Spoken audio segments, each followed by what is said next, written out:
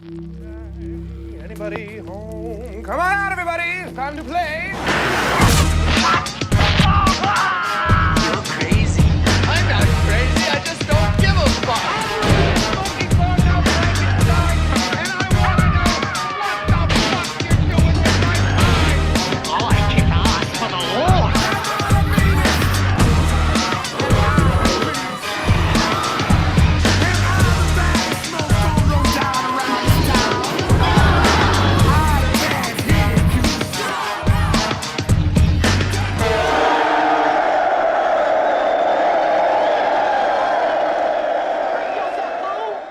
What's up, you classic movie-loving bastards, and welcome back to the Lucid Nightmare.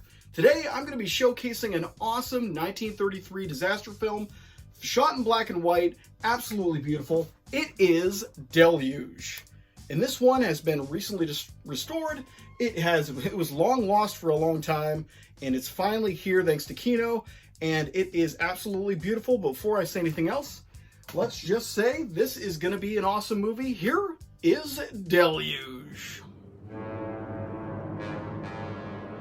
My, this is a really fantastic flick. It's directed by Felix Feast. I don't know if I'm pronouncing that right, but does an amazing job with it. Really epic in scale. I was not expecting that from the movie. In fact, it starts directly when the disaster is happening, so it really just throws you headlong into it. And then the remainder of it is a post-apocalyptic film, which I didn't expect. So it was really awesome. I thought it was going to be a build-up to the big grand destruction, but wasn't like that, and I was pleasantly surprised. But let's talk about the summary and plot of the film. It stars a Martin Webster, and he's a family man. He's going about his day, and a tsunami hits New York City, decimates the place. The skyscrapers are collapsing. Things are going to shit. But he somehow survives in a little bit with his family, but then they get separated, and he believes them to be dead once the last wave of destruction goes through. So he washes up on the shores, starts kind of rebuilding, makes a little hut and stuff like that. Then another woman, she shows up on the shore, and that woman is Claire.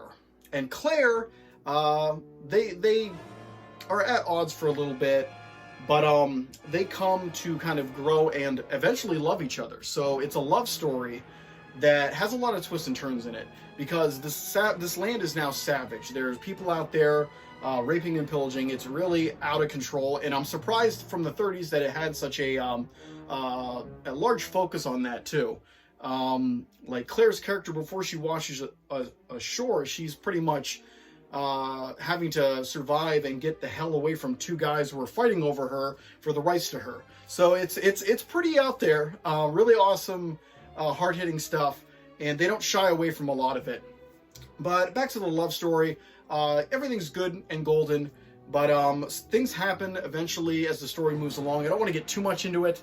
But they have to have a lot of trials and tribulations along the way, and things come into their life that they don't expect. So it's interesting. It keeps you on your toes, especially for such an older film. You really don't know what the heck is going to happen next. And like I said, when I first watched the film, I thought it was going to be a movie that built up character first and then showed us the disaster to kind of have us root for those characters. But instead, it flipped it on its head and starts out with the disaster, and we watch the main characters kind of survive and build themselves back up and start civilization again, while still dealing with the vagrants and savages that want to kind of stick to barbarism.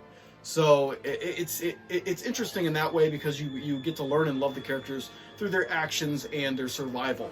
So it's really, really intriguing, and something that I wasn't expecting, like I've mentioned previous.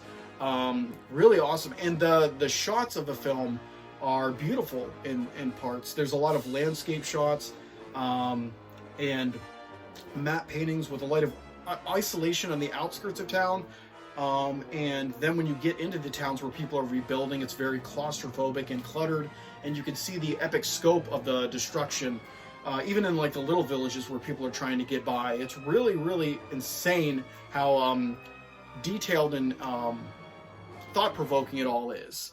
But as for the special effects too, they're very, very interesting and well done.